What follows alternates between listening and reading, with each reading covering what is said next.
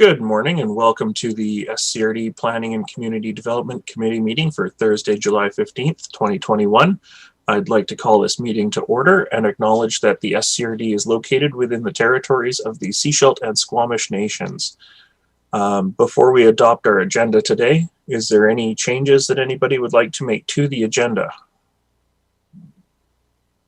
Seeing no hands. Director Hiltz, just in the nick of time. Chair. For new business, could there be an update on the green bin pickup? Just there was some. Is that possible? There was an update on the lack of pickup has been an issue. The green bin pickup would be the new business. Just an update, if possible. Okay, I don't know that we have the staff. Oh, my apologies. Yes, we do. So, okay, we can add that to the agenda. Any other things anybody would like to add? If not, I look for motion to adopt the agenda as amended, please. Moved, seconded, all those in favor? Thank you. Just before we get going, can I have a motion to receive all reports and communications and the delegation materials? Moved, seconded, all those in favor? All right, thank you very much. Moving on to Annex A. We have a delegation today, and that's Diane Henley from the Sunshine Coast Bear Alliance Society regarding a proposal for the development of a separate wildlife attractant bylaw. So I think she's just being brought in now.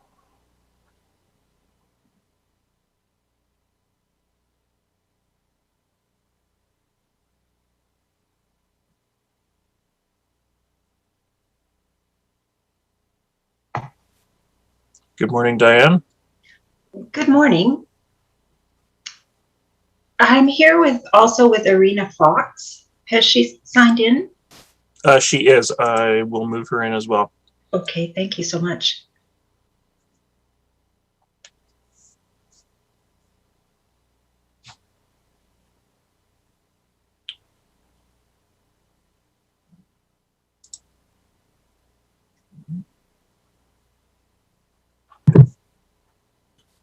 Good morning, Irina. Morning. Good morning, everyone. So the Sunshine Coast Bear Alliance has submitted a document package to adopt a separate wildlife attractant bylaw with accompanying fine schedule, including the letter and the actual request outlining mission, goals, objectives, and the best bylaw practices and more. Since Sunshine Coast Bear Alliance had started its work back in October 2019, we have been receiving email inquiries and messages on our Facebook group from concerned residents describing various bear-human situations and asking for help to resolve them. We try to assess the situation and guide people through the best possible way to mitigate the conflict. However, these ongoing interactions made all of us realize how much opportunity we have in our district to educate residents and to have meaningful food attractant bylaw that can be enforced and therefore help people to coexist with our bears safely, peacefully, and save their lives. Just recently, we were notified by a commercial establishment to say that a young bear was seen running across the street and accessing the garbage in front of the house and then spending time in a tree in front of the yard. Another letter that was sent to us by a resident who finds himself in a constant conflicting situation with a neighbor who attracts bears by providing easy access to a bird feeder. We also received a few accounts of bears breaking into people's sheds, and in one case, upon our further investigation, it turns out the homeowners stored garbage which contained food scraps and recyclables and easily accessible by bears' wooden shed. We also received an email by a very frustrated resident who often exercises with his wife and their dog in Camp Bing. They noticed at least 2 large green bags of discarded garbage thrown behind a log in the highway right-of-way near the access to Camp Bing. They contacted the authorities and informed of the location and circumstances and that the contents would certainly attract bears they were sure that the situation would be cleared up. They continued to attend at the camp and noticed through the following 2 weeks that the garbage was still there. They were advised in the interim by neighbors that a sow and 2 pups were frequenting the very area where the garbage is found and have noticed bear scat near the site and elsewhere in the camp. And later in the week, the garbage was still there, just strewn about.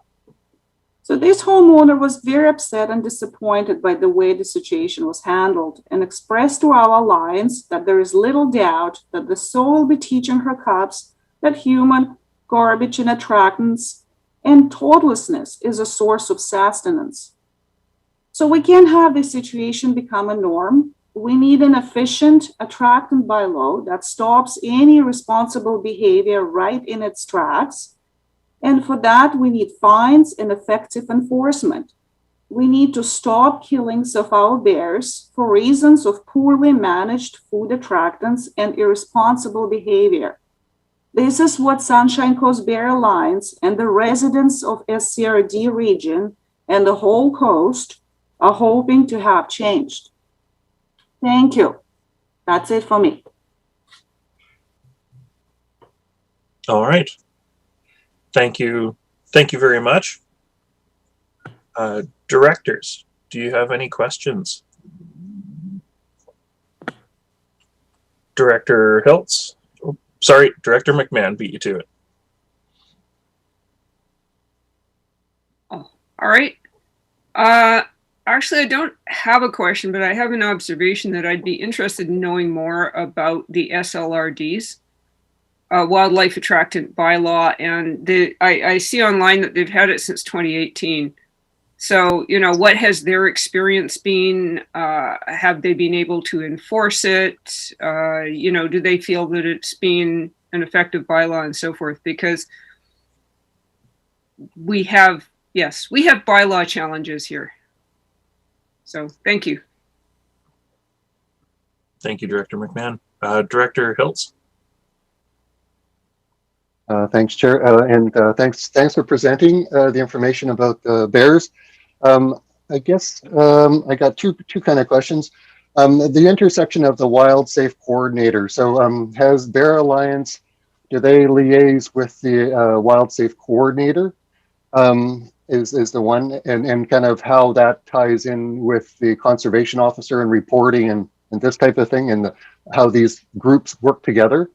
And then the other one, if the SCRD was to have an attractant bylaw, would that be for the whole SCRD, like which goes out into the rural areas, the Tetrahedron, McNabb Creek, the islands, or is it restricted to kind of, is there a subset of the SCRD?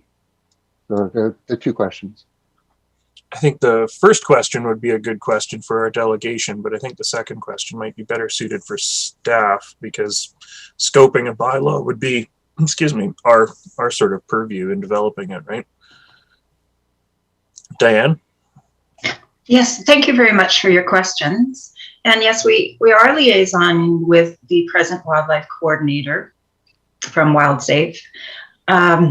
One of the differences between our group and the WildSafe coordinator is we do have obviously more volunteers than just the one person hired to do WildSafe, so we are able to reach a broader area. We do send similar messages. One of the things WildSafe does that we don't get too involved in is evening bin tagging, which, as Irina mentioned, people putting their garbages out the night before or their compost is a significant issue. So WildSafe is very good at attracting that, managing that, excuse me. And WildSafe is only active for about half of the year, which we greatly appreciate. But our bears really are active only, they're not active around January to April. They come out of their dens in April. So if WildSafe doesn't start until later in the summer, there's been a few months where bears have been out and been very active, and there's a lot of education that needs to be done. And we do, just to finish off, we do, when it's appropriate, liaise with the Conservation Service. Sometimes they let us know areas that they would like us to do canvassing. And if there is a very imminent a situation where a bear is being very defensive, then we definitely will get in touch with the Conservation Service. I hope that answers your question.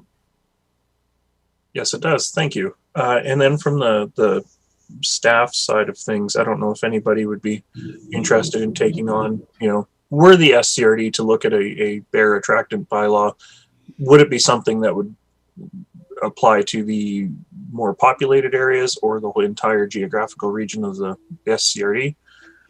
I don't know who would like to take a stab at that, if anybody right now. GM Hall? Thank you, Chair. Staff would not like to take a stab at that.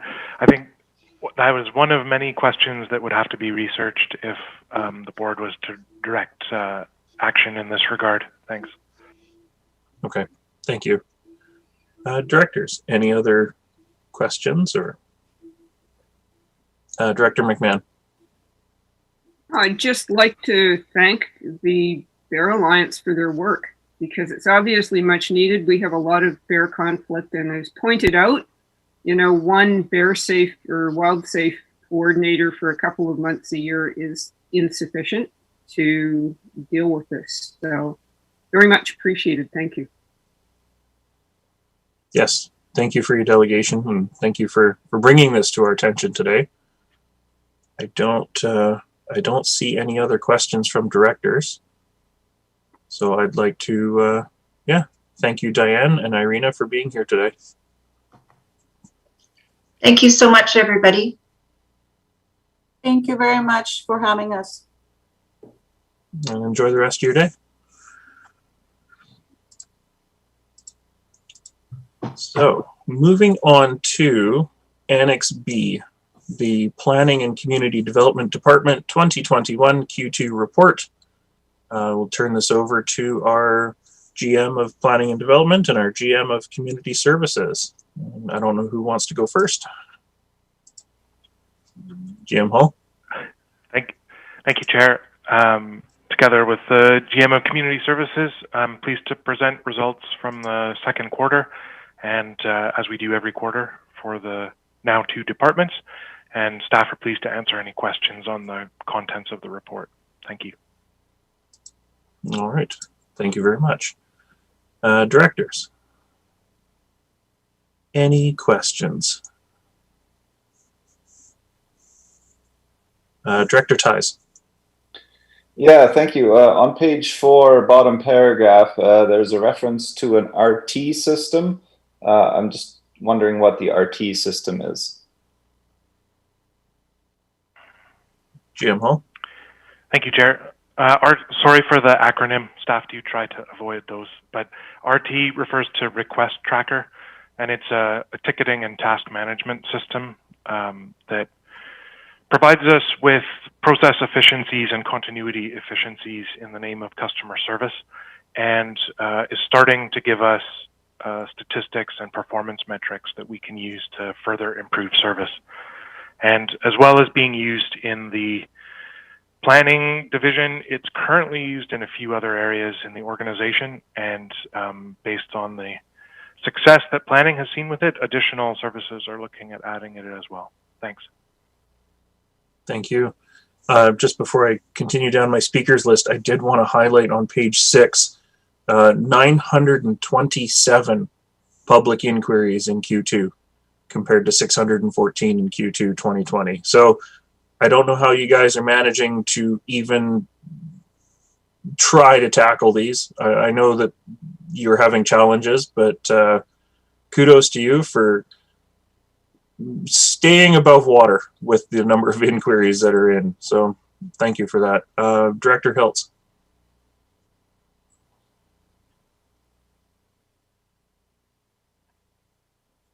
You're muted, Director Hiltz. Thank you, Chair, for reminding me of my mutation. Page 11, building maintenance.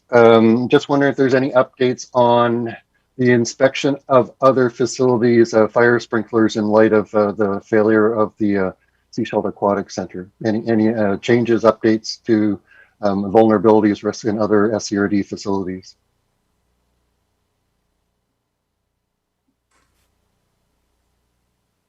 Oh, sorry. Go ahead, Shelley. Thank you, Chair. Thank you for the question. We do have those planned inspections when our facilities move into shutdown. So that we will be going through those shortly over the next few months as we move into shutdown. At this point in time, we don't have any indication of a similar issue anywhere else, but we will be looking at it further. Thank you. Director McMahon? Yep, there's always a ton of interesting information. I noted on page 16 that the province has changed liquor permitting for events.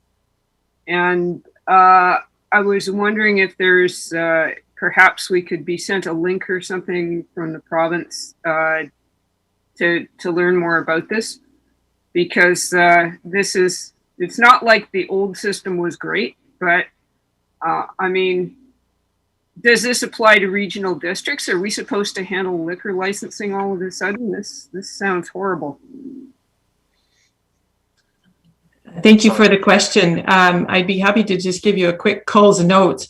Really, prior to this change, the renter or the person that we would be providing the permit to would come with an approved liquor license prior to us providing them with a permit for a rental.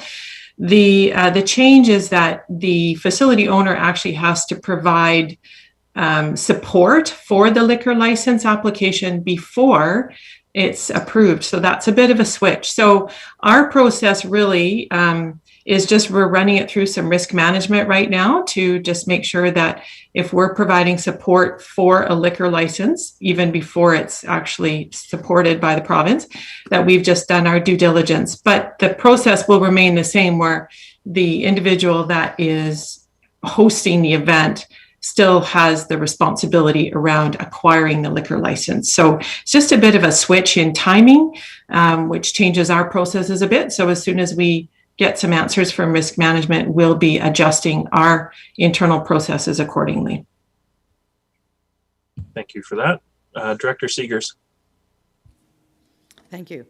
I'm going to follow up on that one first before I make my comment. I'm wondering how that has been communicated to the community, because I mean, I know of people who say, oh, I got an event tomorrow night. I need to go get my liquor license. Right, so there's on the public side, the turnaround, like they do it last minute a lot of times. So if there's this other step in here, that could have serious implications and repercussions inside of the community. So I mean, it's not up to us to communicate that, but that information's not out. It needs to get out somehow. I was just going to refer to page 4 and thank the staff for the information about the regional growth strategy, because that's something that is in conversation in the community. They're talking about it in all kinds of ways. Everything comes up under that. Anything that they think isn't working is under regional growth. It's water and development and roads and everything else is showing up there. So having this here, we know it's moving forward. So just thank you for that information. We are interested and watching. All right. Thank you. Director McMahon. Yeah, on page 17, it was noted that that ice operations begin on August the 3rd. And I was just wondering, in the light of our recent heat wave, how we are set up to cope. I mean, if we had temperatures of 40 degrees again, could we have ice in the arena? Thank you for the question. And it is certainly a good one, because it's not something that we're used to out here in terms of that level of heat intensity. I actually don't know the answer to that. I certainly can go back to staff and talk to them. I would imagine that the plant will be working extra hard, and we would have to look at the implications of the intensity of which the plant was working to maintain the ice. Certainly there are countries in the world that maintain ice at much hotter temperatures. Their plant runs significantly harder, and their maintenance is much different, and their ice becomes a bit different. It gets softer. So I don't think it's that we can't hold the ice. It would be a different type of ice and a much different strain on the system. But we've never had to test that. So it's a great question. And I certainly will go back to staff and inquire a little bit about that and perhaps provide you an update through email. Thank you. I've got one question just before I go to Director Hiltz, and it's not strictly addressed in here, but it came to mind. So on page 13 in the parks function, there's a couple points about Catherine Lake, and I'm just wondering, we've got a new booking system for Catherine Lake Park, and it's currently in use. Is Catherine Lake still operating at 50% capacity, and are we planning on increasing that at all this season, or is it going to stay at 50% for the rest of the season? Thank you for the question. We are actually, if we are not there already, we must be just around the corner from opening it to full capacity. So yeah, we're quite excited about that, as are our campers. That's great news. Thank you very much. Director Hiltz.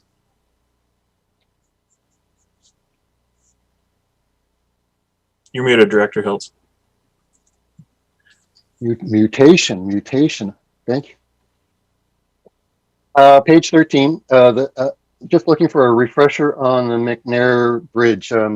As I understand it, it's the McNair Forest Service Road over Dakota, and SCRD has an interest in that. And I'm just wondering what we're monitoring for and what we think might happen to this facility. Is it in a risk of falling down, or what's the risk that we're monitoring for? That's the third to last bullet on the page, correct? Yes. Continuing monitoring and documenting the situation at McNair Bridge. Yes. Thank you. Thank you, Chair. I'll maybe start, but I do believe that Ian might have a further comment, or Director Hall or General Manager Hall might have a comment after. But I know that park staff does go out and take pictures of the asset every 2 weeks or so based on capacity. And those pictures are to document any changes.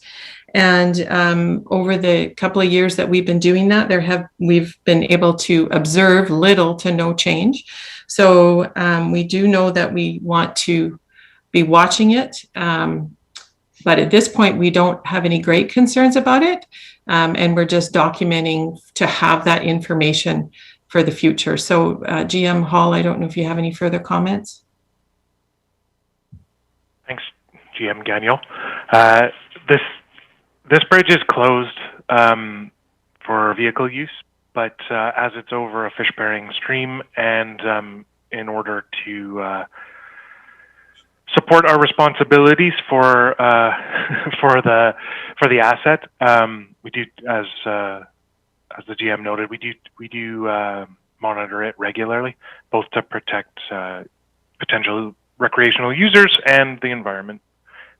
Future decommissioning is something that could be looked at, but until we have an updated plan for the area, we're just continuing on with monitoring as good practice. Thank you. Director Hiltz, a follow-up? I'm unmuted. Yeah, the follow-up, I'm getting the bridges mixed up. I think this is the one that's kind of fallen apart and it's kind of sketchy to walk across. Okay. Now I know okay, I got my bridges mixed up. So this is the one that's just about fallen in, big timber beams, big holes in it. No one's using it. Okay. Now I know why we're watching it. Thank you. Thank you, Director Hiltz. I was actually going to ask that question I think this is the first time I've noticed McNair Bridge, so I was wondering what exactly we were monitoring there, but thank you. Director Lee?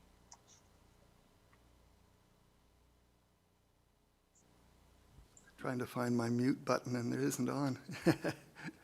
I'm actually on a different subject, so if someone's still working on the bridges, I could go a little later. Nope, go for it. Okay, so I'm on page 16 under Parks Administration Support, and the liquor permitting process for events was revised. I'm curious what that's going to do for our workload, and actually I'm also curious exactly what it means. are we issuing the permits now, or what the heck's going on there? And if the government's downloading stuff, are we getting some money for doing the work? Good questions. Thank you. Yeah, thank you for the question. I wouldn't say it's a download of responsibility, Director Lee. It's just a shift in timing. So the new process, from my understanding, is that instead of receiving an approved permit, a liquor permit that we actually just get as part of the process to book a facility and host liquor, we now have to provide approval for the actual application. So it's a timing difference. So not a great deal of responsibility back on us, and not going to be a capacity issue, but just a change in process. And there is information on the website. The whole process is available online now, but I'm not sure that it's widely known to an earlier comment. So we're certainly trying to spread the word, but I'm not sure if it was communicated, and the community certainly knows. But as they go to get liquor licenses, they'll be finding out the change, because it will take a bit longer to get one now. I hope that answers your question, Director Lee. Yes, thank you. Thank you. Director McMahon. Yeah, on page 9, our GHG emissions, I was curious about how we calculate them, and also whether the end of the CARIP grant is going to have any effect on our monitoring of GHG emissions. Good questions. GM Hall. Thank you, Chair. I can speak to that generally. A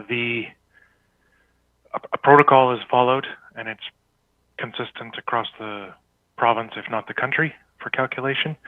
And in terms of the effect on calculation, I suppose our obligations are changed, but given strategic direction, staff don't anticipate changing either the frequency or the protocol that's applied for measuring. We need to continue assessing this if we're going to plan for progress. Thanks. Follow up?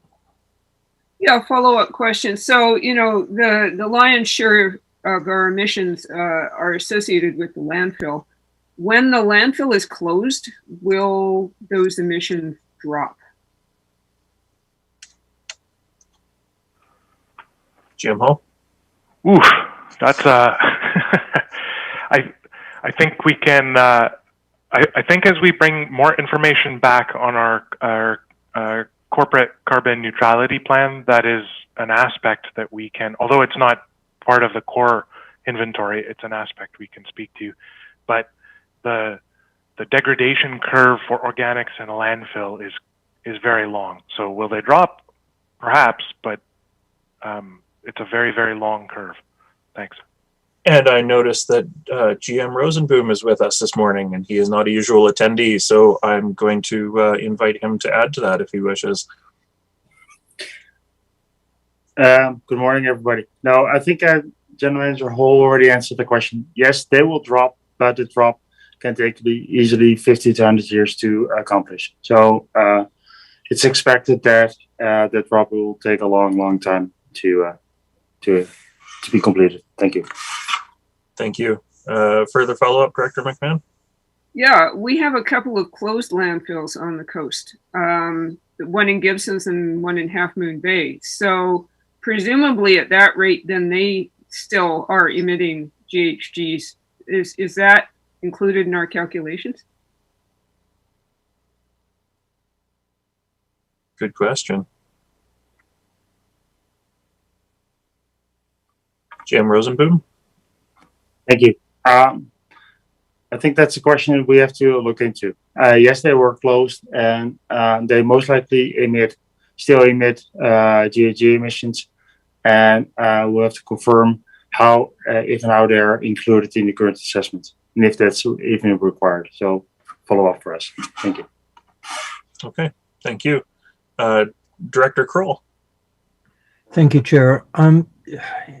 With respect to Director McMahon's question, how precise is this measurement? Like I would suspect with the current heat spike we had that there were all sorts of additional loads created that would have generated greenhouse gas emissions with air conditioning and cooling units running and other equipment running with respect to that. So how how detailed is this reporting that we're actually getting, or is it just sort of very broad stroke? GM Paul? Thank you. Actual utility measurements are used for the calculations, so they should reflect quite detailed and granular inputs, and then standard methods are used for calculating the CO2 equivalent. So this is both standard and best practice based on actual performance. Thank you. Okay, thank you. Directors, any other questions from the Q2 report? Thank you for all the details. I know that myself, along with several of the other directors, are very details and numbers, and we're very interested in the granular information. So these reports are fantastic for us to sink our teeth into and know exactly what's going on behind the scenes. I don't see any other hands, so I think we're going to move on. Next up, we have Annex C, Forestry Referrals, BC Timber Sales, and Sunshine Coast Community Forest. So we'll turn this over to Ms. Clark. Good morning, directors.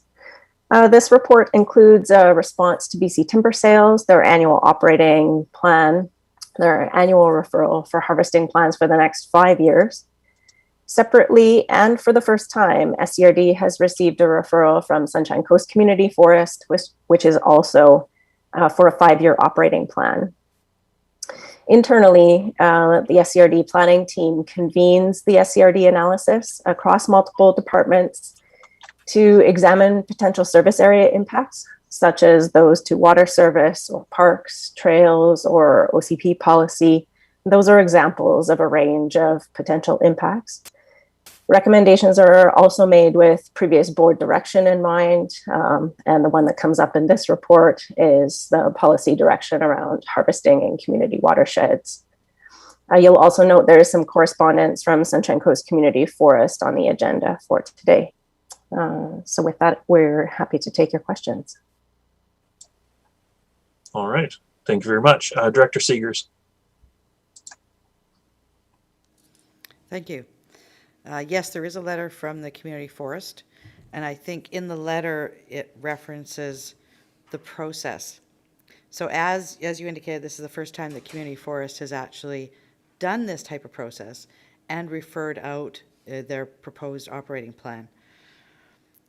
The time frame was very short, and I know the regional district responded in as quick a time frame as possible and put information out to the various APCs with regards to that.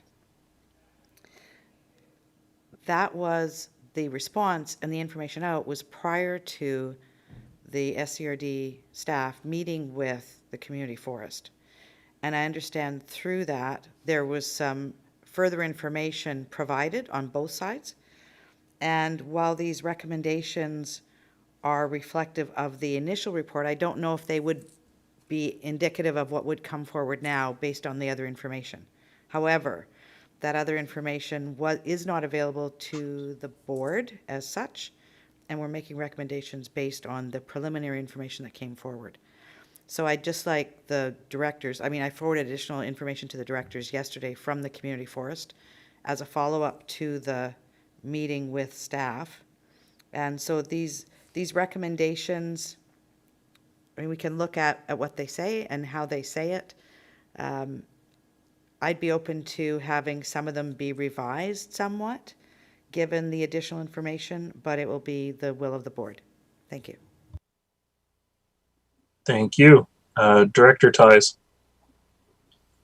Yeah, thank you. I just want to quickly speak to the and further that SCRD does not support cut blocks within the area proposed expansion of Mount Elphinstone Provincial Park. and the explanation that the Sunshine Coast Community Forests provided in Annex Q in the letter. And I do agree with the rationale that the Sunshine Coast Community Forest is using, and I had an extensive discussion with Warren Hansen that those cut blocks are not slated until after we hopefully have a land use plan that has been created together with the Seychelles and the nation and the province.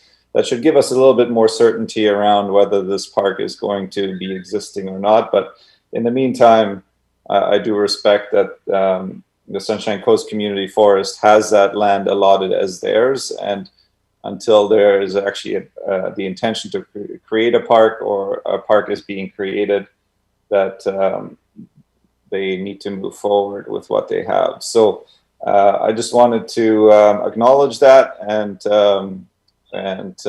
but I think the recommendation can stand as is for the time being, because that is what our community would like, as according to our OCP. Thank you. Okay, thank you very much. Director McMahon. Yeah, given that we haven't been having referrals from the community forest before, I'm wondering if we might want to invite them as a delegation to give us a little orientation to where the community forest is at right now, and what they're looking at in the future. Just a suggestion. I mean, it's certainly something we can do if we put a motion forward to invite them. Director Seegers. Thank you. Director Toth and I sit as liaisons to the community forest, as you probably know, for the District of Seychelles as the shareholder. And there have been a lot of changes with the community forest in the last couple of years, and particularly in the last, 6 months maybe? The forester that we had retired, and we have a new forester, Warren Hansen, and the community forest, some of the makeup of the community forest has changed, and the direction that they're looking to move has changed, and it is reflected in the operating plan and the way that they're actually doing business. So I think they would welcome the opportunity to come and speak to the board and create that relationship with the board. That would be very welcome. Director McMahon. Okay, so I'll move that we invite the community forest to come as a delegation to the SCRD and update us on their operation. All right, and I see a seconder for that. I don't see any other. Oh, Director Kroll. No, I certainly seconded it. I think, in light of a lot of the things that are happening, we've had the report with respect to the forest and urban interface and fire, looking at, what's happening generally with climate change. I think it's really important to get the community forest as a voice, working with us and, to a greater extent, the province, and that, just getting everyone on the same page. So I certainly strongly endorse the seconding the motion as proposed. Okay, thank you very much. I don't see any other hands up, so I'll call the question. All those in favor? All right, that's carried. Thank you very much. Director Hiltz. Yeah, I'm following up on what Director Seegers was talking about this. I think that it's about the nuanceness of watersheds. And right now, as I understand it, FCRD policy is it's a blanket no logging in watersheds. So is Director Seegers, are you suggesting that the FCRD needs to kind of look at that blanket policy and kind of tease it apart a bit more to introduce nuance? Is that what we're thinking that might need to happen, or to do it on a case-by-case basis? I think there's a couple of pieces in there. For example, the Chapman, the province is actually looking at change, with further LIDAR information that they got. That has impacted the watershed boundaries. And the province is looking at changing those boundaries. They haven't changed yet. So part of that block right now is in the current watershed, but not in the new watershed, right? So there's bits and pieces like that they don't want they aren't going to be logging in the watershed. They've made that commitment. They're not doing that. So I mean the recommendation as stated, yes, it works, and it's not completely accurate. How's that? Thank you for that. Director McMahon? I was going to move on to BC timber sales unless anybody else would like to go on community forest. We had a great report last year on BC timber sales with a lot of recommendations. And I was wondering, did we ever get any response from Flinro or BC Timber Sales to our communication of these recommendations?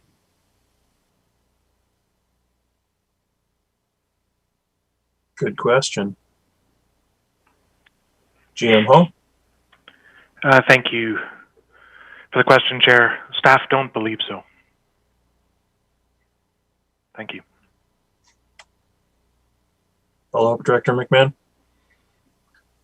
Yeah, I think it's time that we write to all of the parties involved, including our MLA, because if we're making these recommendations and they're just falling on deaf ears or going down a deep, dark black hole, then what's the point? So perhaps we should draw attention to our views, and yeah, send some communication forward. Director Kroll? Thank you, Chair. Further to Director McMahon's comments, the town of Gibsons made a resolution to council on Tuesday that we need to get ministers' attention again and provincial departments' attention.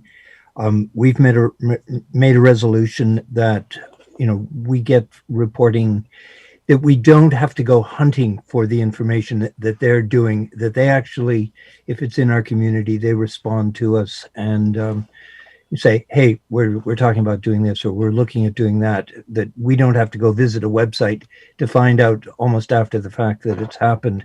So the recommendation was that the ministries be contacted and that it become a Team Sunshine Coast, Team Sunshine Coast initiative, and not just the town of Gibsons. So if staff haven't received a directive from the town of Gibsons and the district of Seashelt and the Seashelt First Nation and the Squamish First Nation, it's forthcoming. Thank you, Director Kroll. Director McMahon?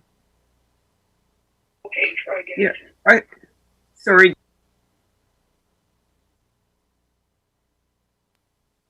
background noise here.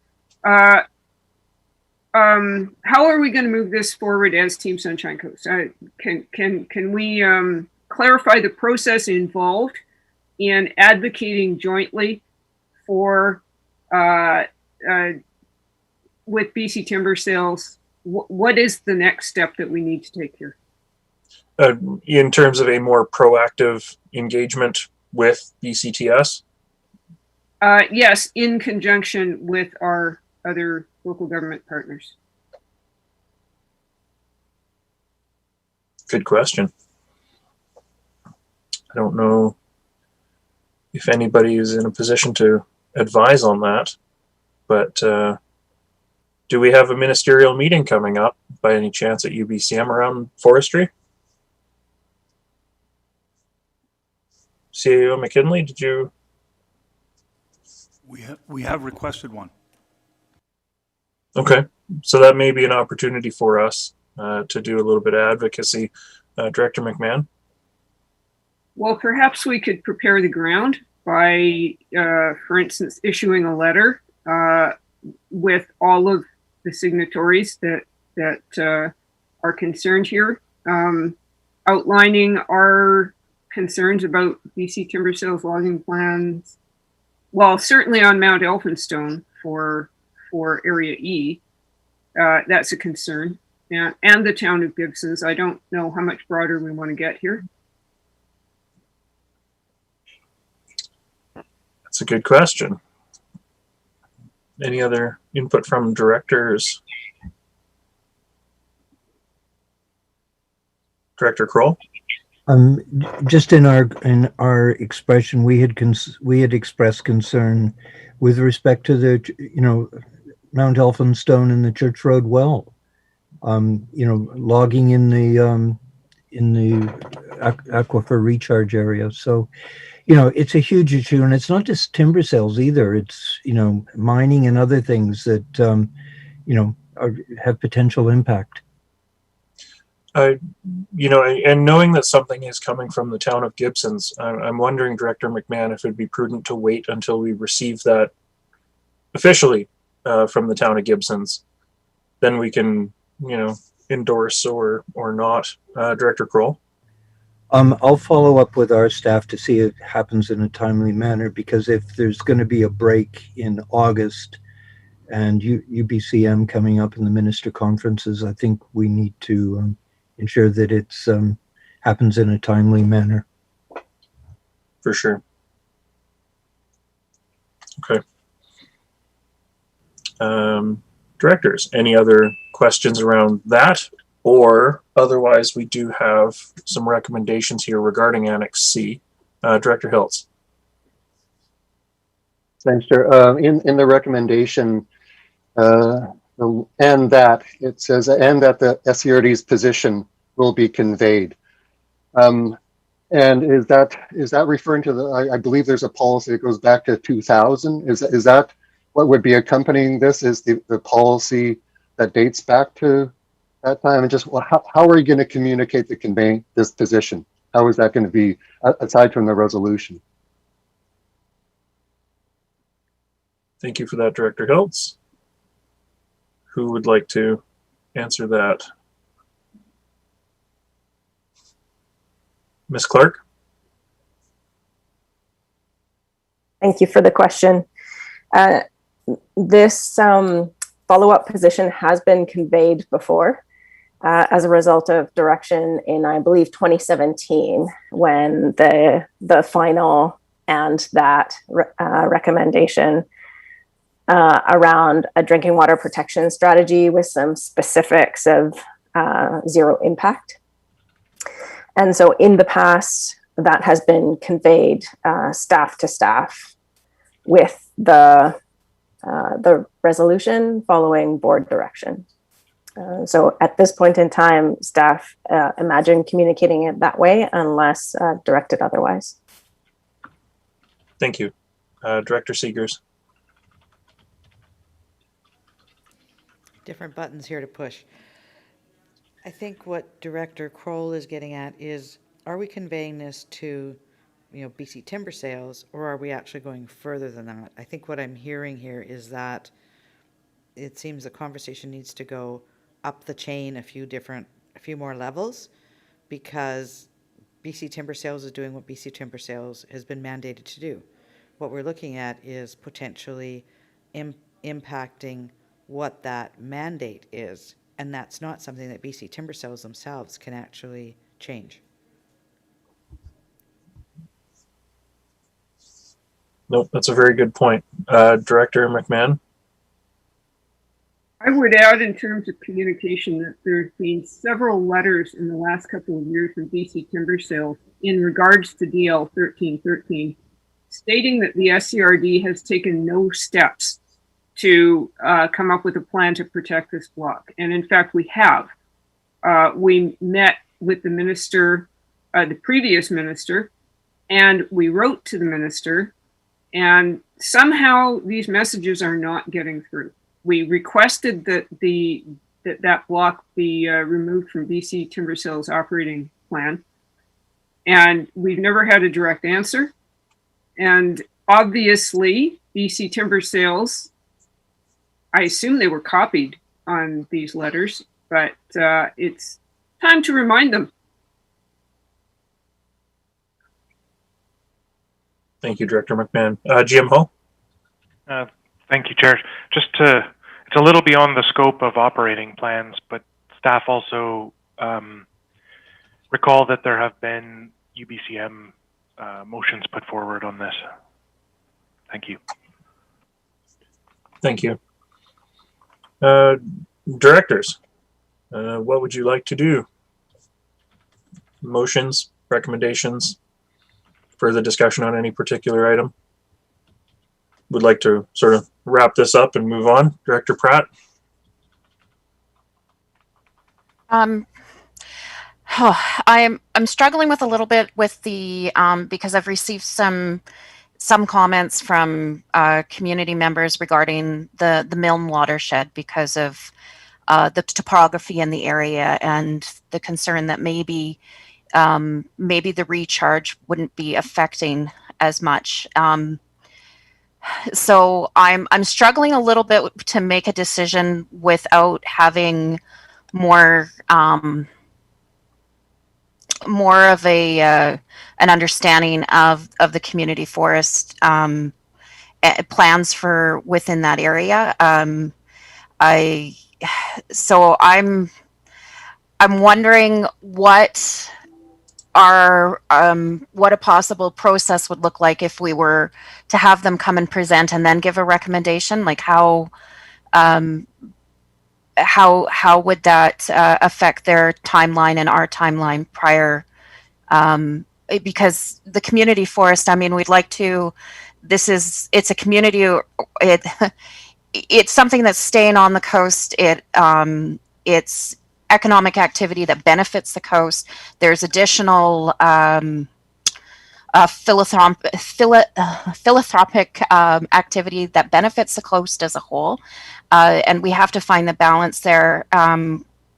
So maybe Director Seegers, Chair Toth, if as shareholders, maybe you can comment on that a little bit, or if staff can as well, on what a timeline would look like. Director Seegers. Thank you.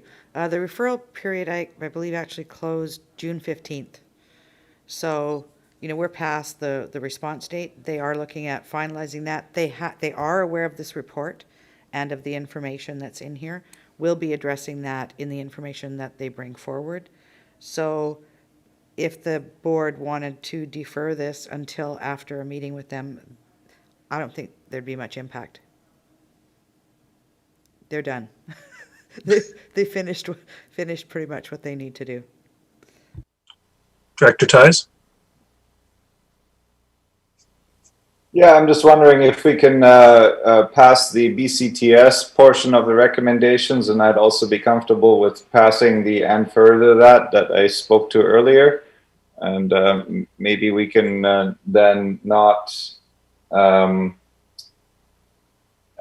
then we can leave the last two recommendations as part of further discussions. Sorry, Director Ties, can you repeat that? So it sounds like the Sunshine Coast Community Forest recommendations are the ones in question, and I specifically the first two. So I'm just wondering if we can maybe pass all the other recommendations regarding BCTS and maybe the third Sunshine Coast Community Forest recommendation, and then leave the last two for further discussion.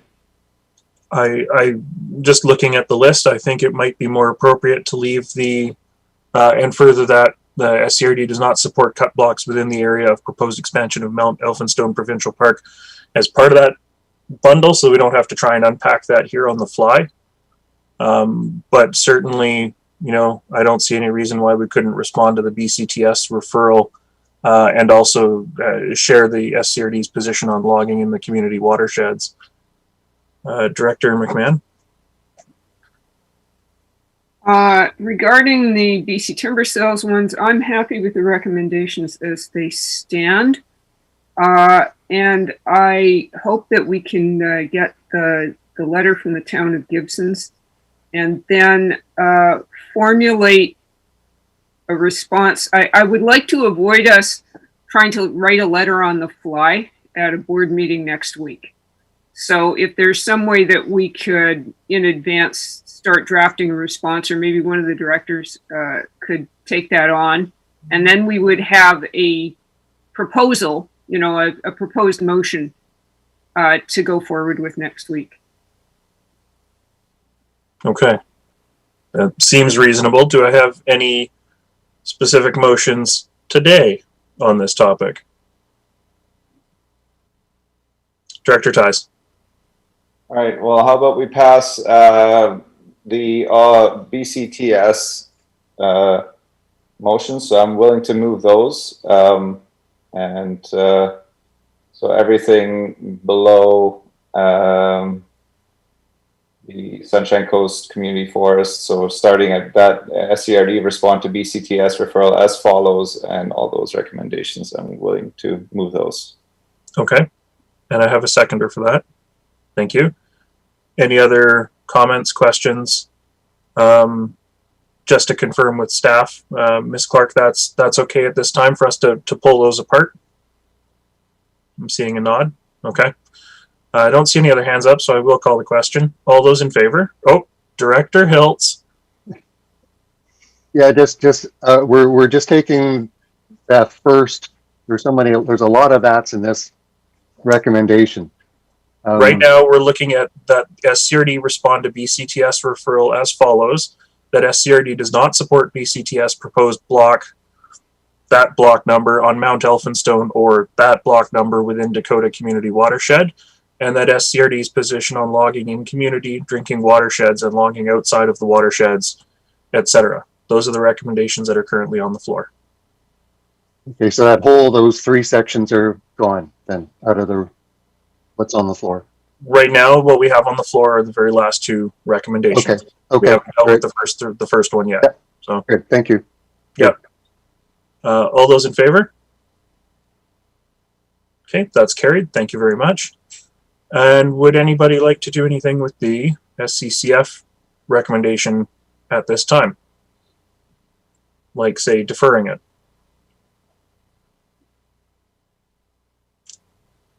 Director Seegers.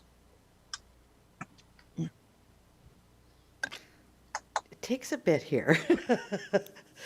I'd make a motion that we defer consideration of these until after the community forest does a presentation to the board.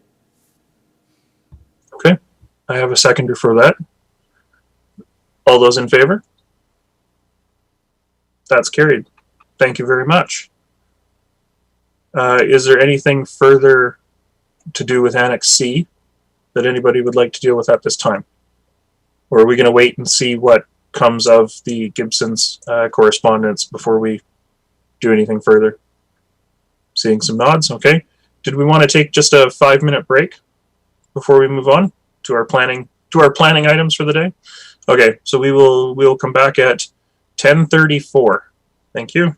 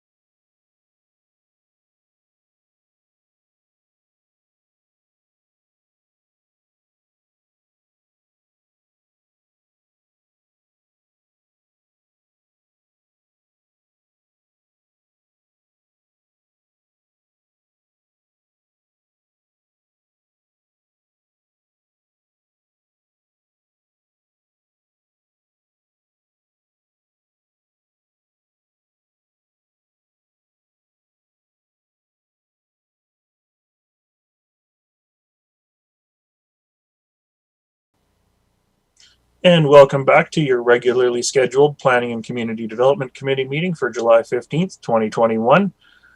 Next up, we have Annex D, Frontage Waiver Application FRW 00011 for 4460 Mcclintock Road. And I will turn it over to Mr. Sayao. Thank you, Chair. So this frontage waiver is to facilitate a two-lot subdivision. Each of the new parcels of this subdivision will have to have access to a different public road. The parent parcel is already narrow and long, so that results in the proposed lot 2 needing a frontage waiver on Pollock Road. The Ministry of Transportation has no concern with the lot layout and has issued a preliminary layout review approval for the proposed subdivision and require the applicant to construct all the access to the roads to ministry standards before final subdivision approval. The proposed subdivision conforms to zoning regulations, and the issuance of the frontage waiver will enable the subdivision to receive final approval. Staff recommend approval of the frontage waiver. And I also like to correct a error in the conclusion of the report. So there is no panhandle in the layout of the subdivision. Thank you. Thank you very much. Directors, any questions, comments, motions? Director Lee. Yes, I'd like to make a motion to accept the recommendations as made on page 30. Thank you. And I do have a seconder for that, multiple seconders.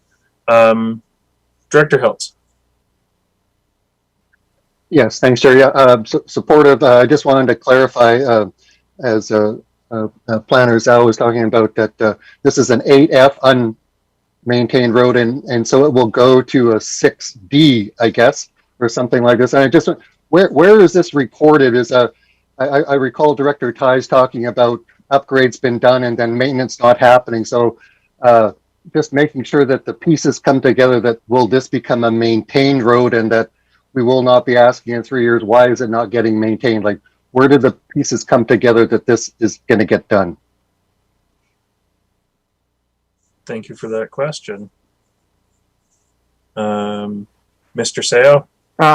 Thank you, Chair. So the road standard will be decided by the ministry. Currently, that portion of the Pollock Road is not constructed, and it will have to be constructed to ministry standards and maintained and to their satisfaction before the subdivision can be approved.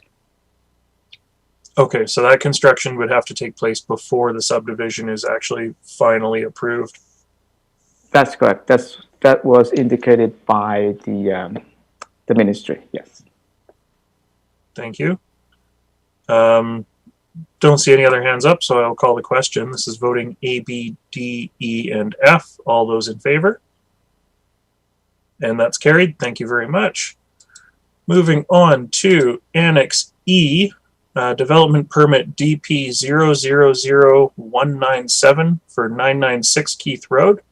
And we'll turn it over to Mr. Copes. Thank you, Chair. The purpose of this form and character development permit is to evaluate a proposal to construct a 58 square meter washroom and laundry facility located within a campground. The applicant's proposal was evaluated based on the guidelines established in the Elphinstone OCP for the Rural Industry Development Permit area. The application was referred to the Elphinstone APC, who noted various concerns with the campground and landscaping. Staff have found the proposal to be consistent with DEP guidelines and recommend issuance of the permit. All right. Thank you very much. Directors, any questions? Director McMahon. Yes, there was a lively discussion at the APC meeting. Fundamentally, the difficulty here is that our current zoning bylaw allows campgrounds, which, and it doesn't define them closely enough so that what I think of when you say campground is, you know, a tent site and a fire pit. But, you know, a 120 unit RV park would also, under our zoning, fit as a campground, which is, I'm hoping we'll be reviewing this in future. There were some concerns expressed with the plan and the site, but in view of the housing shortage on the Sunshine Coast, I think what we should do is move ahead with this, and if possible, work with the property owner to see if they could perhaps improve the landscaping plan and so forth, and at least you know, communicate maybe with the neighbors some more about this project and what the impact will be. So at this time, I would like to move to issue the permit. The recommendation as presented. Yep. Thank you. I do have a seconder for that. Director Hiltz. Yeah, thanks, Chair. I did have a question on the berm, as it seems to be part of the plan to provide some separation from the neighbors. And I'm looking at the picture on page 37. So I'm just wondering if planning could talk about how berms are incorporated into land use, and when you put a fence on the top of it, it's a bit of a trend as in terms of, you know, how to deal with material. There's less places to take excavated material. Berms are becoming a bit of a tool. So this section of Cemetery Road is a well-walked section. People use both sides of that. It's an active transportation corridor. It looks like the berm is encroaching into the right-of-way. So I go, what happens if the berm is in the right-of-way, and whose responsibility is it to ensure that the berm is not in the right-of-way? So that's kind of the question. Like, what are the? It's not a structure, right? The berm is not a structure, but you put a fence on top of it. Is a fence then a structure? So just if you could provide a little background on how these, how berms are used in land development, and is it known that this is completely within the applicant's property? Thank you, Director Hiltz. Just as a quick point of order, I will point out that the berm is not actually part of the form and character DPA to deal with the washroom and laundry facility. However, if staff are in a position to or are able to answer that question, I will invite them to answer that question. But you may not get an answer today on that. Mr. Copes? Yes, thank you, Chair. I can provide a couple of comments, and perhaps Dave might be able to add some additional comments. From what we can tell, the property line is fairly close to the road, and as such, we believe that the majority of the berm is located on the applicant's property. The berm also forms part of the natural elevation of the property, and this elevation is higher than the elevation of the road. Thank you. Manager Patey, was there anything you wanted to add?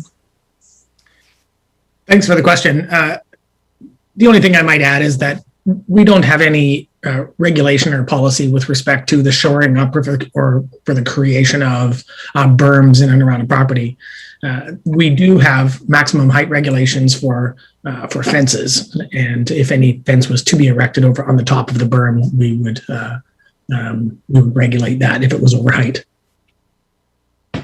Okay, thank you very much, Director McMahon. Yeah, I'm also interested in the question of berms, so perhaps at some future time we could have a little education on that. You know, questions like if you put the fence on the top of the berm, then what is the height of the fence? Is it the height of the fence plus the berm, or is it just the height of the fence?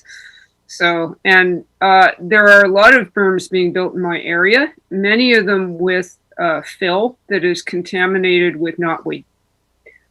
And that's a separate concern, but happily off topic. Director Hiltz. Yeah, there was just, it's a comment. It's about the with respect to wildfires and building materials. And when I see cedar shingles as the preferred building material for this, it's nowhere close to being fire smart. We're in an interface area up there. It's just another place. I think the SCRD, needs to figure out a way to encourage landowners to fire smart their property. So, can the SCRD, it's separate from the application. Is there encouragement through this consultation with staff to bring these issues about fire smarting materials to applicants? The roof is metal, great. Roof will survive, but the whole side of the building will just flash up in flames. Is there a process that we're doing yet? Good question. GM Hall. Thank you for the question, Chair. In the community wildfire protection plan that was recently brought forward, there was a specific item noted about creating a development permit area around wildfire protection or fire smart, and that's a mechanism that's used by other local governments and something that we can consider both in the context of a potentially fundable action through the community wildfire protection plan and that work of reviewing or renewing our official community plans to ensure that they meet current community visions, needs, and expectations. Thanks. Then I suppose I'll ask a follow-up question to that. Just in reading the DPA text that's included with the report here, the applicant is not strictly required to go with a cedar shake finish on the outside of the building, are they? They could do a hardy product that emulates cedar or something to that effect and still be compliant with the form and character DPA. Yes, thank you, Chair. I believe they could. I do not believe there's any specific regulations regarding the materials, but rather the form and character DP evaluates the overall look and form of the buildings. Okay, thank you. I don't see any other hands up. Excuse me. So I will call the question. This is voting A, B, D, E, and F. All those in favor? Okay, that's carried. Thank you very much. Moving on to Annex F. Development Variance Permit DVP 00071 for 3698 Beach Avenue. And again, back to Mr. Copes. Thank you, Chair. The purpose of this development variance permit application is to increase the maximum permitted floor area of auxiliary buildings to facilitate the construction of a two-story building containing a garage and a gym. One comment was received related to the removal of trees, loss of green space, and lack of privacy. The applicant has noted that the proposal is the best solution based on site characteristics and the proposed location conforms to zoning bylaw setbacks. This application was previously referred to the PCD and was also referred to the Roberts Creek APC, who recommend approval subject to the issuance of a demolition permit. Staff recommend issuance of the permit subject to the issuance of a demolition permit for the existing garage. Thank you very much, Mr. Copes. Got my speech I got to read. Having heard staff's introduction of the proposed development variance permit, if there is anybody in the webinar audience wishing to speak to the application, we ask that you raise your hand using the raise hand tool, and I will unmute you in the order of hands raised. When you speak, I'll ask you to please give your full name and address for the record. I'll ask you to please keep your comments focused and to limit them to 3 minutes. Once the committee has heard from all those wishing to speak, we'll proceed with a motion and discussion towards a recommendation to the board. So is there anybody in the gallery who wishes to speak to this?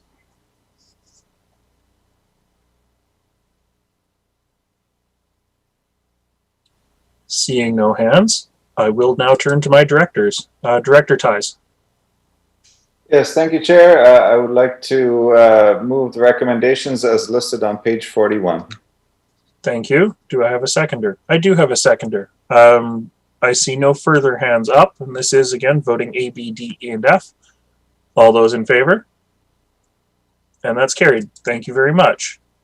Moving on to Annex G, Development Variance Permit DVP 00072 5432 Isca Road, and 11329 Sunshine Coast Highway. Mr. Copes. Thank you, Chair. The purpose of this development variance permit application is to reduce the rear parcel line setback from 2 meters to 0 meters for Lot 4, and the side parcel line setback from 1.5 meters to 0 meters for Lot W, in order to facilitate the construction of an elevated boardwalk across 2 properties with the same owner. The proposed boardwalk would connect buildings on both properties, and according to the applicant, the proposal is the most practical way to connect the properties. It is not anticipated that there would be an impact on neighboring properties. Notifications were distributed to the neighboring properties and no comments have been received. This application was previously referred to the PCD and was referred to the Egmont Pender Harbor APC, who recommend approval subject to a covenant. Staff recommend issuance of the permit.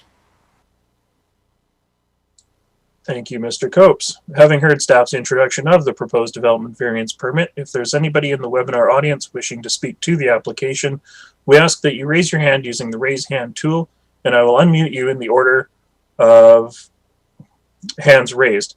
When you speak, I'll ask you to please give your full name and address for the record. I'll ask you to please keep your comments focused and to limit them to 3 minutes. Once the committee has heard from all those wishing to speak, we'll proceed with a motion and discussion towards a recommendation to the board. So is there anybody in the gallery who wishes to speak to this? I see Ariana Devery. I'm going to allow you to talk. So full name and address for the record, and then go ahead. Thank you, Chair. My name is Ariana Devery. I work for SRA Architects, and I am the acting agent for the application. So I just wanted to make myself available if there are any questions regarding the design work. But no further comments other than that. Okay, thank you very much. Seeing no further hands, I will now turn to my directors. Directors, any questions, comments, motions? Director Lee. Thank you, Chair. On page 56, the Area A APC suggested that the applicant must agree to filing a caveat saying that if either lot's sold, the variance would be removed. My question is that necessary, or would that be automatic when it was sold? In other words, should I make a motion to add that? Good question. Mr. Patey. Thank you for the question. I saw the recommendation as well, and I questioned the utility of requiring a covenant on title, given that the property could be consolidated by the same owner, such that the covenant would be of no effect, or the property could be sold to a future owner who wished to maintain the structure and establish an easement between owners so that they could keep it in perpetuity. So moving forward, I don't know that I would recommend or support the idea of a covenant as a condition of a DVP. Thank you. Thank you. Director Lee. Okay, so then I would move that the recommendations as made on page 53 be accepted. Thank you. And I do have a seconder for that. Again, this is voting A, B, D, E, and F. I don't see any other hands up. All those in favor? And that's carried. Thank you very much. Moving on to Annex H, Development Variance Permit DVP 00073 for 7615 Cove Beach Road. Mr. Copes. Thank you, Chair. The purpose of this development variance permit application is to increase the maximum permitted height of a building separate from the principal residence containing an auxiliary dwelling unit from 4.5 meters to 6.05 meters to facilitate the construction of an auxiliary dwelling unit. The applicant has noted that the height variance is only required due to the steep slope, which affects the calculation of the average natural grade. One comment was received from a neighboring resident in support of the variance. Staff recommend issuance of the permit without any conditions, and the words "subject to" should be removed from the recommendation. Thank you. Thank you for that. Having heard staff's introduction of the proposed development variance permit, if there's anybody in the webinar audience wishing to speak to the application, we ask that you raise your hand using the raise hand tool, and I will unmute you in the order of hands raised. When you speak, I'll ask you to please give your full name and address for the record. I'll ask you to please keep your comments focused and to limit them to 3 minutes. Once the committee has heard from all those wishing to speak, we'll proceed with a motion and discussion toward a recommendation to the board. And I see Gaetan Royer has raised his hand, so I will allow him to talk.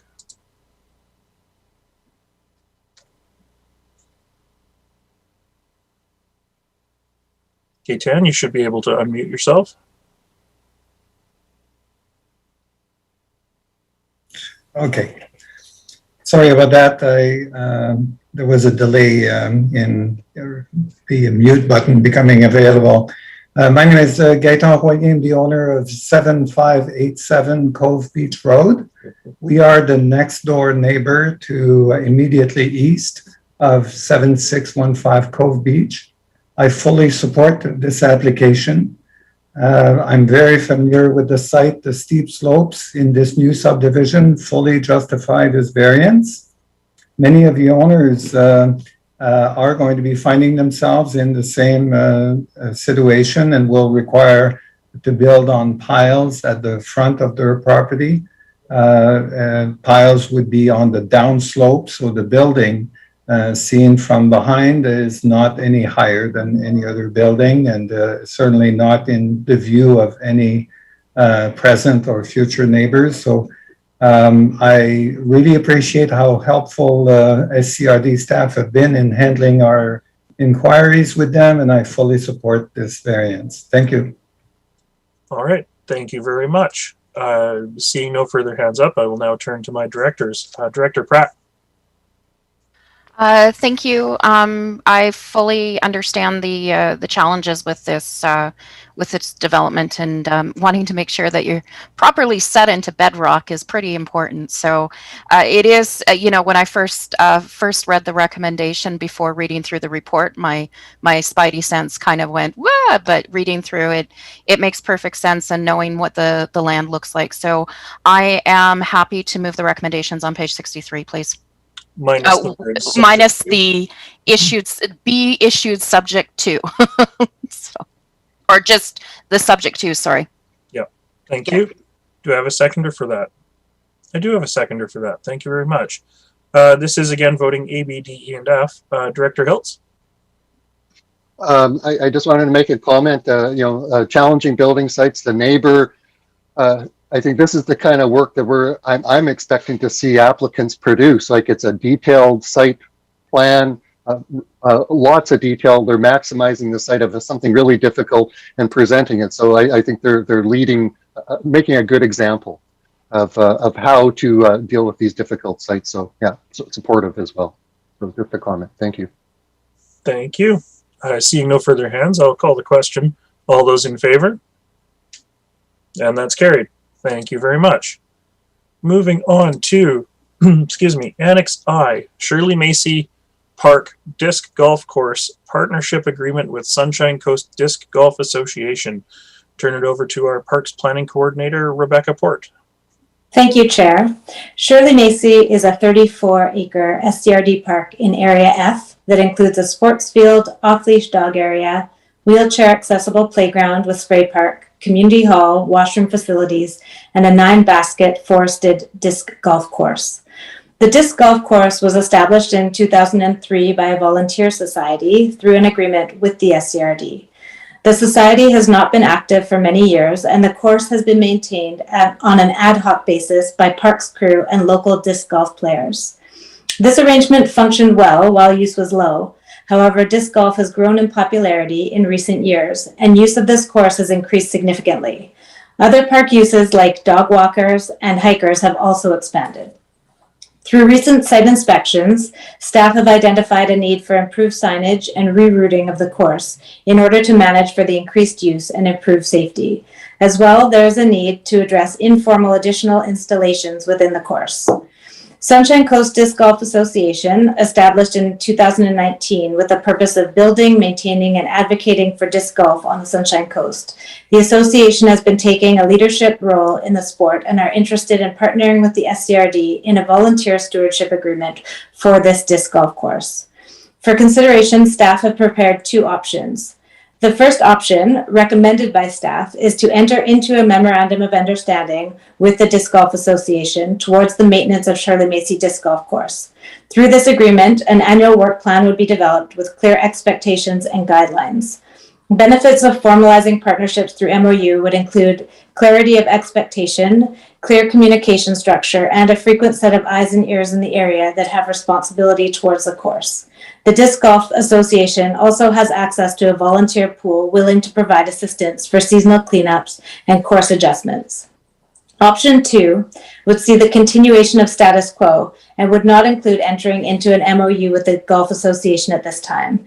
It's expected that informal maintenance may continue by community members with regular SCRD inspections and occasional cleanup. Addressing increased use and current course needs may not be effectively met within option 2. For this reason, staff do not recommend option 2 at this time. All right. Thank you very much. Directors, any questions or comments or motions? Director Hiltz. Clearly, status quo is not a good option.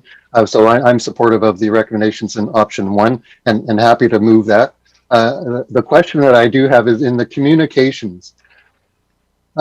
These they're called the voluntary stewardship agreements, and we're getting a number of them now. Sprock Kids is one. I think Homesite Caves is another one. This one, and I don't think that the public necessarily sees that on the SCRD website. So the question is any of this material currently about the voluntary stewardship agreements on the SCRD website, or is there an intent to help communicate? I think the public doesn't necessarily see how the various pieces work in the park, and this is a destination park now, the only golf course on the coast, so it would help, I think, with the communications to have something on the website. And I see that our GM of Community Services is already unmuted, so I assume that she would like to answer that question. Thank you, Chair. Excellent opportunity to answer a very good question. Certainly, we will use social media to celebrate this partnership. These kind of partnerships and opportunities are well worth celebrating and promoting. Our website, we are going through a website change, and our capacity to sort of change our website right now is fairly limited. But it is something that we're looking at because we recognize the importance of these partnerships and also the communication up. So as an interim measure, we are definitely going to be using social media. And in the long term, we will be looking at how we can use our website more effectively in that communication. So thank you for the question. Follow-up, Director Hiltz. I guess I'm my self-interest. Will there be a piece of paper that I'll be able to find and give to someone in the park saying this is what it's about? In like the social media pieces, is there like a press release, or how will the celebration occur on a piece of paper? I guess is what because I'll be looking for something to explain to people on and ideally it's already written. Certainly. I mean, we are trying to minimize our paper output, but if the board is wanting some type of sort of physical briefing or something, we can certainly provide that. I'm sure that our communications department can do a press release around it for sure, and social media is one of those venues, but certainly we can do something a bit more formalized. Again, we're celebrating for sure. Great. Thank you. Director McMahon. First, I'd like to second Director Hiltz's motion. Then I will note, I do walk through that area fairly often, and I look forward to some work on that disc golf course. It could use, some better signage and stuff. At Sprockheads, the signage about the partnership agreement is pretty good. there's a sign up there explaining who is managing the park. So it would make sense to have a sign like that right at the entrance to the disc golf course. Thank you. Thank you. Director Ties? Thank you, Chair. Yeah, I just have a question, and maybe we're already doing this, but in order to promote disc golf at our SCRD park, I'm wondering if maybe at the Gibsons Community Center, we could actually have discs to be able to be signed out by the public for a small rental fee, so that people don't have to go and buy their own discs and can sign them out and play. Because I don't see myself playing disc golf as that often that I go and buy my own set, but I think it'd be great to be able to rent some. Great question, Director Ties. Certainly, I'll attempt to answer that. I think that's also something that we can talk to our new partners about as well, whether or not that's something that they can facilitate, but staff will definitely take that back into consideration. And we definitely have signage on our list. It's noted in the report that we will be looking at signage that recognizes the partner as well. So great opportunities to promote disc golf and look at ways that we can facilitate the general public to get more involved. So thank you for that. Thank you. I don't see any other hands up, so I will call the question. This is Community Parks, which is voting A, B, D, E, and F. All those in favor? And that's carried. Thank you very much. So moving on in our agenda, we've got the Gibsons and District Fire Protection Commission minutes. I did have one question in there, actually. For the directors who were in attendance, what is social accounting of volunteer contributions? Could one of you please explain that to me? Director Hiltz? I put it on the agenda for the commission, and I have also it's something for staff if they have a comment, whether it's about accounting for volunteers and the value that volunteers and putting it into economic terms.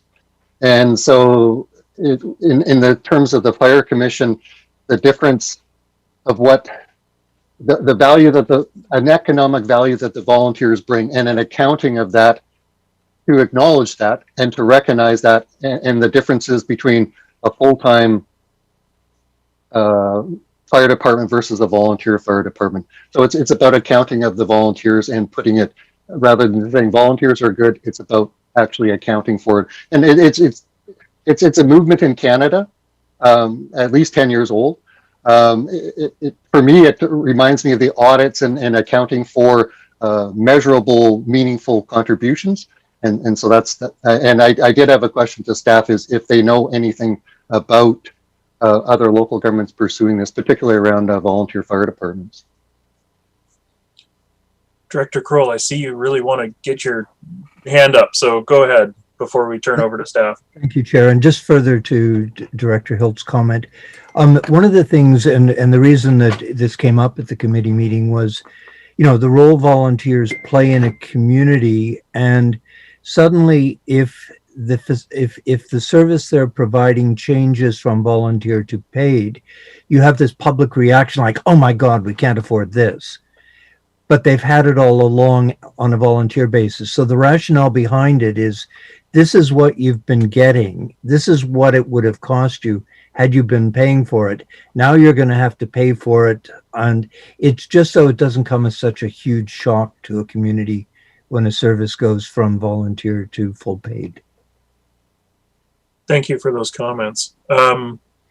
Is that something that we track or assign any sort of value to? And I don't know if anybody in this meeting right now even has an answer for that question, but I will look to staff. GM Hall? Thank you, Chair. So SCRD does track using some metrics, the contributions of our volunteers, including volunteer firefighters, and I think about things like numbers of calls that are reported. And certainly we have applied the thinking of accounting, if not the financial method, in recommending things which the board has supported, such as improving benefits for firefighters. But to my knowledge, no, there isn't a current accounting process that looks at this in financial terms. Thanks. Okay, thank you. Director Kroll? Just sort of a follow-up to that. Something else that came up in the discussion around this is a lot of times volunteers get trained in a community, and then they end up leaving the community to go and work for a paid department. So, there is,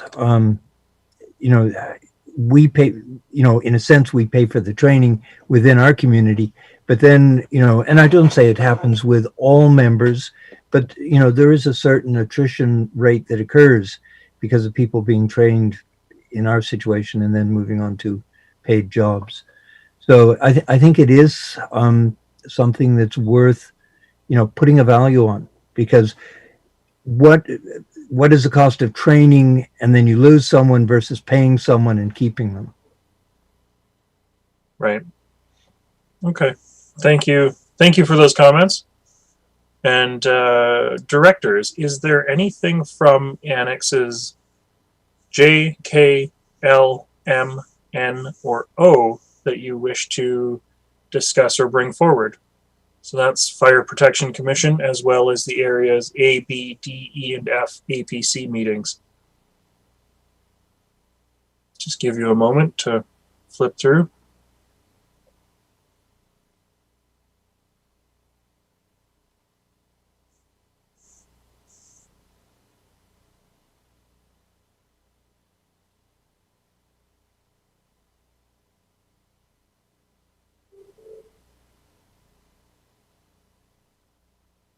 Director Lee. Yes, I was reading through the Gibsons and District Fire Protection Commission minutes, and I thought that's a pretty neat meeting. It's a great way for the directors and the chiefs to have an interaction and figure out how the things are working and whether you need to expand a fire district or what the problems are. I was kind of wondering if we could have something similar for the rest of the fire departments, or do we? I can't think of anything where we have something similar where we can kind of review how things are going and get feedback from them. Seems like something we should consider for the future, maybe. Interesting to see what the other people think. Thank you, Director Lee. I mean, obviously, no, we don't have that, or we'd be receiving minutes from it. But I just wanted to check with staff, is there a particular history behind, I don't know the history, is there a particular history behind the Gibsons and District Fire Commission being set up and encompassing the directors that it does? Or Director Kroll, you can answer that if you know it. I'm not sure exactly why the commission was originally established. It did sort of fall into a period where it wasn't terribly active.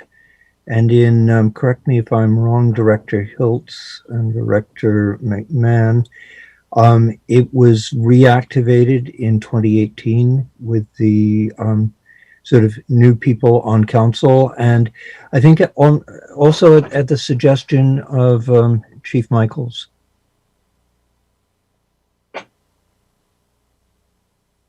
Director McMahon. Yeah, I would have to look up the history. I did look up the history at one point, and I probably have a document somewhere on my system. But it exists mainly because it crosses jurisdictions between the town of Gibsons and the SCRD. But I think it's a good opportunity for, a broader discussion about fire services in the area, and I appreciate having it. Thank you. I know shortly after the election in 2018, Director Seegers and I actually attended the Seashelt Volunteer Fire Department annual general meeting, and it's very eye-opening to see what they've got going on, what they're doing. And I recognize that the fire department in Seashelt's different than the other areas, and that they are their own their own improvement district. But it's you don't really know what's going on unless you are talking to people on the inside of that part of the organization. Director Kroll, I see your hand up. Thank you, Chair. The other area where I think it really helps is in budgeting. To have that engagement with the department, knowing what their needs are, knowing what their, the state of the facility, it definitely helps. Also, it gives an opportunity for dialogue. We have the regular reports at council from the fire department, but they tend to be fairly superficial, whereas this is a little deeper dive. If I may, just one other thing.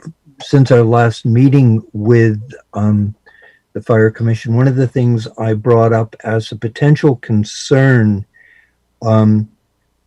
are electric vehicles. Statistically, a regular fossil fuel car, if there is an accident resulting in a fire, it's usually about 300 gallons of water required to put out that fire. And in most cases, that's less than the capacity of a fire vehicle with a onboard tank.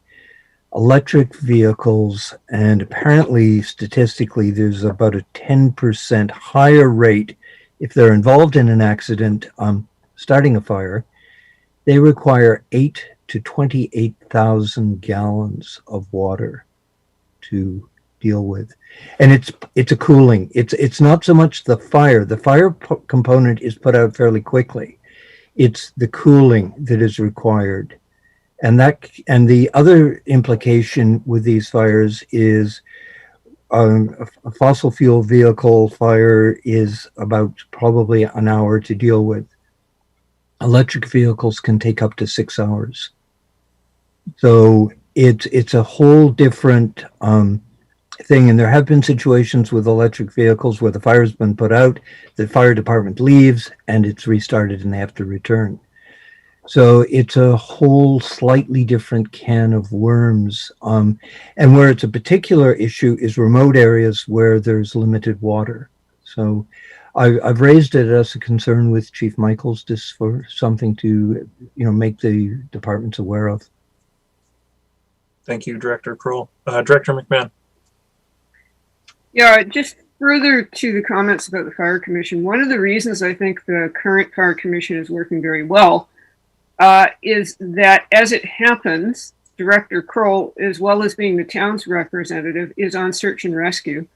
And our current chair, Marilyn Peterson, was the emergency services coordinator for the Sunshine Coast. So we have those perspectives at the table, and that's really helpful. It's not kind of legislated as the way the Fire Commission is set up, but maybe it should be, because we don't very often have those discussions where we bring those different, perspectives and all be there and discuss some of the issues in our community. And I would finally add that there's a lot of interest right now. I'm hearing people are asking me all kinds of questions about emergency planning and what happens if there's a fire. Are there evacuation routes, and are departments prepared to deal with this and that and something else? So there is a high degree of community interest. Thanks. Thank you. I don't see any other hands up, and that includes the APC minutes. So looking at the last two items on our regular portion of our agenda, we do have communications from School District 46, as well as the letter from the community forest that was referenced previously. Is there anything directors wanted to raise or discuss from either of those pieces of communications?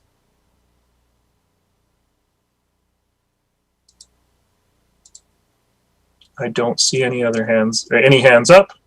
So we do have one item of new business, which was a green waste update, recognizing that planning is not the ideal place to be talking about the green waste program. I will invite staff to share any, first of all, Director Hiltz, I believe you added this to the agenda. Director Hiltz, go ahead. I did, and it was a last minute option. I took up your offer for new business. Area F missed the service, and I haven't quite caught up to date, but there's been updates on the web page. And I was just wondering if there was an update. There was an opportunity to ask in a public forum if anything was known about what happened. I still haven't caught up on everything that's going on, but a pickup was missed, and people start to question the validity of the system because you missed once, right? Which, you know, so there must have been a reason, and I have not dug into it. I haven't looked at the SRD webpage yet, whether there was anything known from staff. Okay. If anybody from staff is in a position to provide a few comments, that'd be great. Otherwise, it may be something that we have to revisit at the next ISC. GM Hall. Thank you, Chair. Our colleagues in solid waste were able to provide a few points that I can share. I can't answer any questions on the points, but I can share the information in the spirit of getting good information out there. So what our team members shared was that there were some operational issues on the contractor side on Tuesday and Thursday this week, and staff have been working to push communications out and attempting to be proactive so that people can plan ahead where that's possible. We do have a recovery plan mechanism with our contractor as part of the way that we work with them, so that should something like this occur, they are responsible to make it right and give us a plan on how they're going to do that. And we are using a combination of communication tools to ensure that those who are affected are aware of what happened and what will happen to make it right. And that includes even targeted push notifications using our SCRD Collects app. And the information I was provided says that all affected addresses will be collected on Saturday, July 17th. Thank you. Thank you very much, GM Hall. And I see a thumbs up from Director Hiltz. So hopefully that answered all your questions. And if not, too bad today. Okay, I don't see any other hands up. We have no in-camera session. So I would look for a motion to adjourn. Moved, seconded, all those in favor. Thank you very much. We are adjourned. Did we receive any questions? I note that we have no attendees left with us today.